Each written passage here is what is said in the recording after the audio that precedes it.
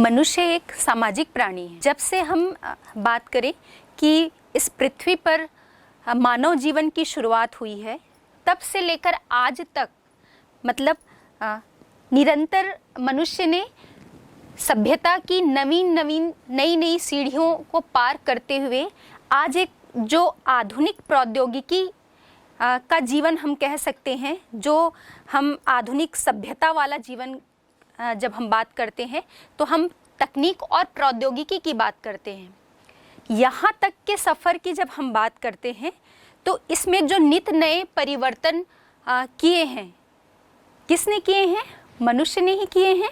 वो अपने बुद्धि, कौशल और जो उसकी विकास क्षमता है, इन सभी का प्रयोग करके, इसके माध्यम से नवीन तकनीकियों का, प्रौद्योगिकी का प्रयोग करके वो आधुनिक सफ़र या हम कहें कि वर्तमान समय तक इस समय में वो पहुंचा है। तो जब हम आदि मानव का जो समय है वो देखते हैं और वर्तमान सभ्य समाज की जब हम बात कर रहे हैं तो इस पूरे दौरान, इस समय अंतराल के दौरान हम देखते हैं कि बहुत से चेंजेस, बहुत सारे परिवर्तन जो हैं वो मनुष्य ने किए हैं। और ये उसके हम कह सकते हैं इंडिकेटर के रूप में काम कर रहे हैं, ये जो चेंजेस आए हुए हैं। तो शुरुआत से ही जब से वो इस धरती पर आया है, तब से उसे अपनी आवश्यकताओं की पूर्ति के लिए, अपने जीवन की आवश्यकता की पूर्ति के लिए, अपने जीवन को चलाने के लिए उसे कोई ना कोई कार्य जो है वो करना पड़ता है।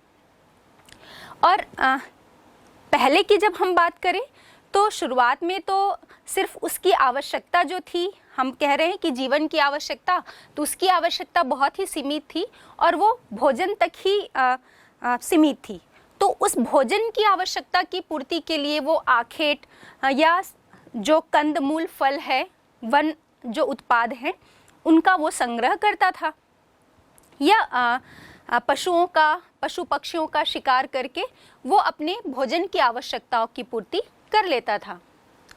लेकिन आदि मानव के बाद हम निरंतर जब समय में जो चेंजेस आते गए या समय आगे की तरफ बढ़ता गया और मनुष्य जो है वो नए परिवर्तन की ओर बढ़ता गया, तब हम उसमें देखते हैं कि उसकी आवश्यकताएं भी जो हैं वो बढ़ती गईं। आवश्यकताएं बढ़ती गईं मतलब फिर जब वो हम आखेट की बात कर रहे हैं या भोजन संग्रह की बात कर रहे हैं, फिर धीरे धीरे वो कृषि करना सीख गया। जब कृषि करना वो सीखा तो हम कह सकते हैं कि वो स्थायी तौर पर एक जगह किसी हम कहें कि समूह के रूप में उस व्यक्ति ने निवास करना या रहना सीखा, या हम कहें कि उसको आवश्यकता महसूस हुई कि जब कृषि का विकास हुआ तो उसे लगा कि नहीं, हमें यहीं पर रहकर ये कृषि कार्य करना चाहिए। तो स्थायी रूप से उसके जीवन निर्वाह करने की शुरुआत कृषि से ही हुई। और जब वो कृषि कार्य करना सीख गया तो हम कहें कि फिर धीरे धीरे कृषि औजारों की आवश्यकता महसूस हुई और पहले वो प्राथमिक कार्य तक या प्राथमिक व्यवसाय तक सीमित था और उसके बाद हम देखते हैं कि कृषि औजार या उपकरण का जो आविष्कार है वो क्रमशः मनुष्य को प्राथमिक से द्वितीयक व्यवसाय की तरफ आगे बढ़ाया। फिर निरंतर कृषि औजार और उपकरण की नई नई तकनीक जो है उसे ढूंढा गया और हम देखेंगे कि कृषि उत्पाद में भी वृद्धि हुई। कृषि उत्पाद में वृद्धि हुई तो वो एक्सेस में हुआ कि जितनी मनुष्य की आवश्यकता थी उससे वो अतिरेक में उत्पादन हुआ। और फिर चूंकि वो सभ्य समाज की तरफ आगे बढ़ रहा था तो वो खुद अपने तक सीमित नहीं था, फिर वो एक स्थान से दूसरे स्थान पर रहने वाले लोगों से उसका मेल मिलाप हुआ, मिलना जुलना हुआ। और इन सब के लिए किस चीज़ की आवश्यकता महसूस हुई? व्यापार की और परिवहन की। जब वो अपने अतिरेक उत्पादन को दूसरे जगह निर्यात कर रहा, या हम कहें कि उसे बेचकर उससे आय प्राप्त करना, उसकी इच्छा हुई कि वो अपने अतिरेक उत्पादन को दूसरे लोगों तक पहुंचाए और उसके बदले वो कुछ इनकम उनसे प्राप्त कर ले। तो इससे हम कहें कि उन उत्पादों को दूसरे स्थान तक पहुंचाने के लिए या दूसरे स्थान में रह रहे लोगों के लिए संपर्क बनाने के लिए व्यापार और परिवहन की जो है वो शुरुआत हुई। फिर क्रमशः धीरे धीरे विकास होता गया और संचार और परिवहन के नित नई तकनीकों का भी विकास किया गया। तो हम सीधी सी बात कर लें कि आदि मानव के से लेकर आधुनिक सभ्य समाज तक का जो विकास हुआ, इस दौरान मनुष्य की जो आवश्यकताएं थी वो निरंतर भोजन की आवश्यकता के बाद फिर आवास और वस्त्र की आवश्यकता, और धीरे धीरे और उसकी जो हम कहें कि नई नई आवश्यकताओं ने जन्म लिया और मनुष्य को एक सभ्य समाज की मंजिल तक पहुंचाया। तो ये जो परिवर्तन हमने देखे, तो शुरुआत में हमने बात की कि उसकी आवश्यकता भोजन तक सीमित थी। तो इस भोजन के लिए क्या करता था वो, आप सामने देख पा रहे होंगे। यहाँ पर कुछ जनजातियाँ जो हैं वो पशुओं का शिकार करती हुई नज़र आ रही हैं, या कुछ लोग यहाँ नज़र आ रहे हैं जो वनों से फलों को, पत्तियों को इकट्ठा कर रहे हैं। तो पहले जो आवश्यकता थी, चूँकि ये भोजन तक सीमित थी, जो उनके प्राथमिक व्यवसाय या प्राथमिक क्रियाओं तक ही सीमित थी, जिसमें हम भोजन या आखेट करना या संग्रहण करने की जब हम बात करते हैं तो ये चीज़ें उसमें आती थीं।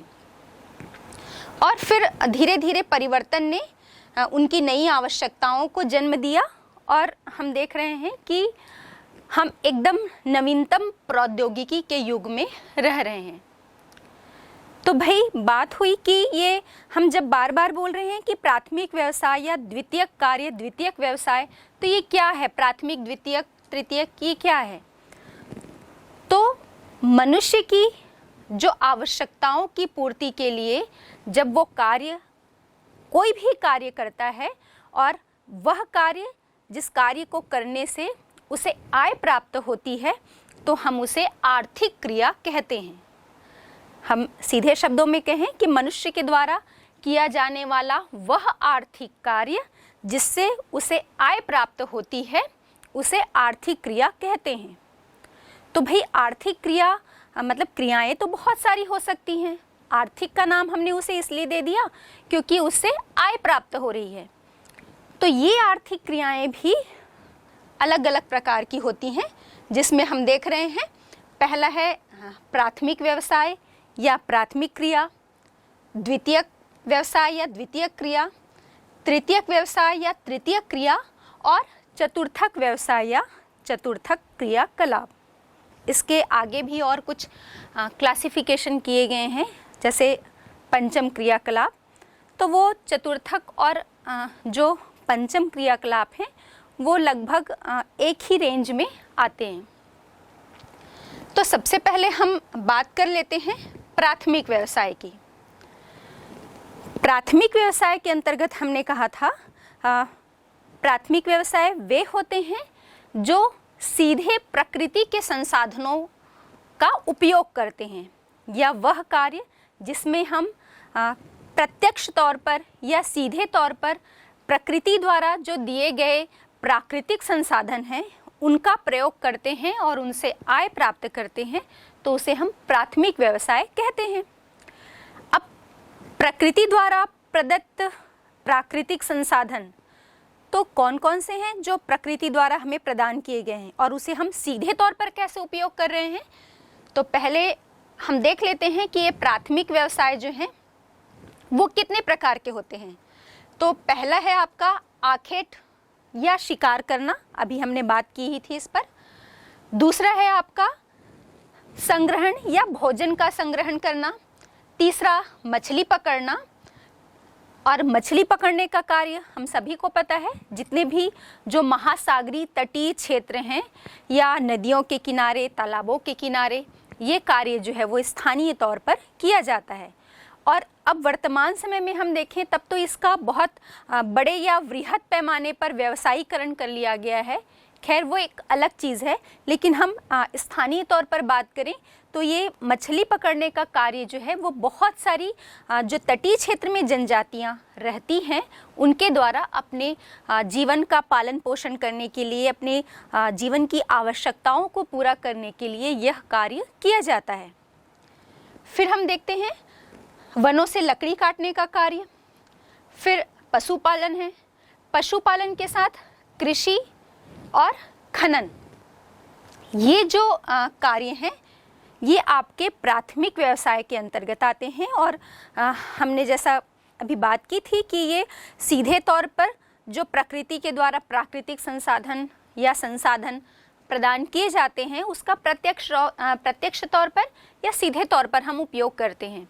तो भाई वन जो है, वनों से हम वन एक प्राकृतिक संसाधन है और इस वन में जितने भी वृक्ष या जो वनस्पतियां मिल रही हैं उनका हम प्रत्यक्ष तौर पर प्रयोग करते हैं। अभी हमने देखा ना कि तेंदुपत्ता का संग्रहण कार्य किया जा रहा है, अलग अलग प्रकार के कंदमूल फलों का जो संग्रहण है वो किया जाता है। हम देखें कि शिकार का कार्य या आखेट, जब एकदम आदि मानव के समय की हम बात करें, हालांकि अभी भी बहुत सी ऐसी जनजातियां हैं जो ये आखेट का कार्य करती हैं या पशुओं का शिकार करती हैं और अपना जीवन यापन करती हैं। लेकिन जब हम प्राचीन समय या आदि मानव के युग में जाएं तो हम देखेंगे कि तब ये एक वृहद पैमाने पर होता था और ये एक ही साधन था या एक ही सोर्स था जिसके माध्यम से लोग जो उस टाइम मनुष्य थे वो अपनी आवश्यकताओं की पूर्ति करते थे, फिर चाहे भोजन की हो या वस्त्र या हम आवास की बात करें। तो हम इन पर एक एक करके चर्चा करेंगे, लेकिन हम पहले ये देख लेते हैं कि ये जो प्राकृतिक संसाधन हैं इनकी जो प्रयोग किए जा रहे हैं, जिसको हम किसके अंतर्गत ले रहे हैं, प्राथमिक व्यवसाय के अंतर्गत। तो प्राथमिक व्यवसाय की क्या क्या विशेषताएं होती हैं? पहला तो इस प्राथमिक व्यवसाय में या प्राथमिक कार्यों में मनुष्य जो है वो प्रकृति के द्वारा जो संसाधन प्रदान किए गए हैं, प्राकृतिक संसाधन, उनका सीधे तौर पर या प्रत्यक्ष तौर पर प्रयोग करता है। दूसरा हम देखते हैं कि इन व्यवसायों में जो प्राकृतिक संसाधन होते हैं जिनका जैसे हम जो भी प्राकृतिक संसाधन प्रयोग कर रहे हैं, चाहे हम वनों की बात करें, जीव जंतुओं की बात करें, कृषि की बात करें, तो ये सभी जो हैं वो किस पर डिपेंड करते हैं? उस स्थान की जलवायु, वहाँ पर भूमि की बनावट, वहाँ पाई जाने वाली जो मिट्टियाँ हैं या वहाँ पर मिलने वाली वनस्पतियाँ, इन सभी पर डिपेंड करता है कि वहाँ पर किस प्रकार का प्राथमिक कार्य या प्राथमिक व्यवसाय जो है वो किया जाएगा। फिर इसके बाद हम देखें कि इन प्राथमिक कार्यों से या हम प्राइमरी जो ऑक्यूपेशन हम बात कर रहे हैं, इनमें जो संसाधन हमें प्राप्त होते हैं उन्हें हम भोजन के रूप में तो प्रयोग करते ही हैं, लेकिन साथ ही साथ ये उद्योगों के लिए एक कच्चे माल का भी कच्चे माल के रूप में भी प्रयोग में लाए जाते हैं। जैसे कि हम अपने आसपास पोहा उद्योग की बात कर लें, चिवड़ा उद्योग की बात कर लें, राइस मिल्स हैं, तो इनके लिए कच्चा माल कहाँ से मिल रहा है? इनके लिए कच्चा माल आपको वहाँ पर खेतों से या खेतों में उगने वाली जो फसल है हमारी धान, उससे वो धान जो है या चावल जो है वो एक कच्चे माल के रूप में वहाँ पर प्रयोग में लाया जा रहा है। उद्योग स्थापित कर रहे हैं हम सूती वस्त्र उद्योग। तो ये सूती वस्त्र उद्योग के लिए प्रमुख रूप से जिस पर ये उसकी आधारशिला हम कह सकते हैं, जिसके बिना उस उद्योग का कोई अस्तित्व ही नहीं होगा, तो ये कच्चा माल उससे कहाँ से मिल रहा है? कॉटन चाहिए हमें, कपास, तो ये कपास भी कहीं ना कहीं खेतों से आ रहा है और ये खेत में जो उगाया जा रहा है कपास, वो एक प्राथमिक व्यवसाय है। फिर हम बात कर ले एल्यूमिनियम उद्योग की, लौह इस्पात उद्योग की, फिर चाहे हम शक्कर उद्योग की बात कर लें, जूट उद्योग की बात कर लें, इन सभी के लिए हम किसी भी उद्योग की बात करें तो इन सब के लिए कच्चा माल जो है वो हमारे प्रकृति के द्वारा, या हम कहें कि प्राथमिक कार्यों से ही कच्चा माल जो है वो प्राप्त होता है। फिर हम शक्कर उद्योग के लिए गन्ने की बात कर लें, लौह इस्पात उद्योग के लिए खनन भी जो है वो हमारा एक प्राथमिक व्यवसाय है, और लौह इस्पात उद्योग के लिए लौह अयस्क जो एक प्रमुख कच्चा माल है वो भी हम धरातल से उसके गर्भ को खोदकर चट्टानों के बीच से उस अयस्क को हम प्राप्त करते हैं। तो भोजन की आपूर्ति तो होती ही है प्राथमिक व्यवसाय से, लेकिन अलग अलग प्रकार के उद्योगों के लिए कच्चा माल भी हमें इसी प्राथमिक व्यवसाय के द्वारा ही प्राप्त होता है। अब हम बात करते हैं जो प्रमुख आर्थिक क्रियाएं, जिसमें हमने क्रम से मुख्य रूप से जो 8 प्राथमिक आर्थिक क्रियाओं की बात की थी उसमें एक एक करके चर्चा कर लेते हैं। जिसमें पहला है आपका आखेट या शिकार करना। आखेट या शिकार जो है ये आपके हम कहें कि सबसे प्राचीनतम जो है वो आर्थिक क्रिया है, और हम कई बार अभी रिपीट कर चुके हैं कि हम आदि मानव के समय की बात कर रहे हैं, और तब मनुष्य जो है वो अपने भोजन की आवश्यकता की पूर्ति सिर्फ और सिर्फ आखेट और शिकार करके करता था। और आप इस पिक्चर से बहुत अच्छी तरह से समझ पा रहे होंगे कि इन जनजातियों का जो जीवन है वो पूरी तरह से आखेट और शिकार पर निर्भर था। हाँ, तब हम पिछड़े समय की बात कर रहे हैं। हाँ, तो पिछड़े समय की जब हम बात कर रहे हैं मतलब तब मनुष्य ने उतनी अपनी प्रौद्योगिकी या तकनीक का विकास नहीं किया था, तो इसके लिए शिकार के लिए किसी भी प्रकार की नवीनतम तकनीक की आवश्यकता नहीं होती थी। और दूसरी चीज़ हम ये देखें कि ये एक बहुत शीत, बहुत ठंडे क्षेत्रों में या बहुत गर्म क्षेत्रों में जो है ये कार्य आखेट का किया जाता है। दूसरा हम देखें कि इसके लिए बहुत अधिक पूंजी की आवश्यकता नहीं होती आखेट के लिए, मतलब भाले का प्रयोग कर लिया जा रहा है, और प्राचीन समय में तो किसी नुकीले पत्थर के प्रयोग के द्वारा ही शिकार जो है वो किया जाता था। तो हम देख रहे हैं कि एक नुकीले पत्थर के द्वारा ही जब पशुओं का शिकार कर लिया जा रहा है, तो इसका मतलब ये है कि इसके लिए बहुत ज़्यादा नवीनतम तकनीक की भी आवश्यकता नहीं होती। तो हम कम पूंजी में और निम्न स्तरीय तकनीक के द्वारा भी ये कार्य जो है वो कर लिया जाता है। फिर हम देखें कि चूँकि ये तुरंत अपनी आवश्यकता की पूर्ति के लिए किया जाता है, तो इसमें किसी भी प्रकार से भोजन जो है वो अतिशेष नहीं बचता। मतलब तुरंत की आवश्यकता की अपनी पूर्ति के लिए ये जो है वो शिकार किए और अपनी भूख मिटा लिए। इसमें स्टोर करने वाली प्रवृत्ति जो है वो नहीं देखी जाती। फिर प्रति व्यक्ति हम देखें कि जब हम प्राथमिक व्यवसाय की बात कर रहे हैं तो इसमें प्रति व्यक्ति उत्पादन भी कम होता है। मतलब हर व्यक्ति अपनी आवश्यकता के लिए, अपने भोजन की, अपने आवास की, अपने वस्त्र की आवश्यकता के लिए यह कार्य कर रहा है, तो इसमें उत्पादन भी जो है वो कम होता है, सीमित रूप में होता है। वो सिर्फ अपनी ही आवश्यकता की पूर्ति के लिए ये कार्य करता है। अब हम देखते हैं कि ये तो हो गई बात आपके आखेट या शिकार करने की। हम यहाँ पर देखें कि इसका विश्व वितरण जो है कि कहाँ कहाँ पर ये आखेट का या शिकार का कार्य किया जाता है।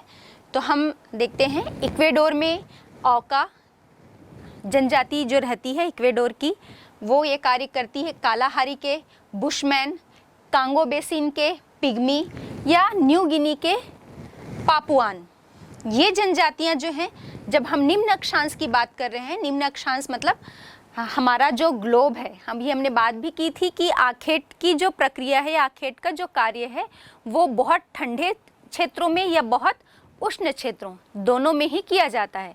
तो हम बात कर रहे हैं उच्च अक्षांशों में और निम्न अक्षांशों में। तो इसका मतलब हुआ कि आपके इस ग्लोब में पूरी जो आपकी पृथ्वी है, यहाँ आप देख रहे हैं कि बीचों बीच से भूमध्य रेखा होकर जा रही है।